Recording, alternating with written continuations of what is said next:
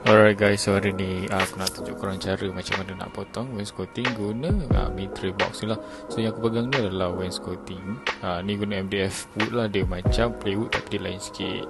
So okay, so yang aku pegang ni wainscoting 3 cm. So korang boleh tengok, kita letak cara dia dekat sini lah untuk dapatkan 45 darjah. Alright, so kita potong je macam biasa, letak gergaji dekat sini.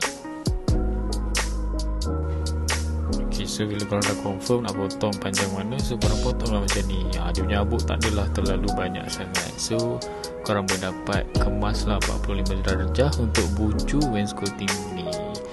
Ok, so tengok dari ni daripada atas, nampak korang akan dapat terus sharp 45 darjah. Tak perlulah nak berpokok, nampak sangat kemas dah, sangat-sangatlah cantik. So kita terus cantum macam ni. So inilah hasil dia. Kalau dah siap dia akan jadi cantik macam ni. So tunggu apa lagi, jom dapatkan di Valoobuy.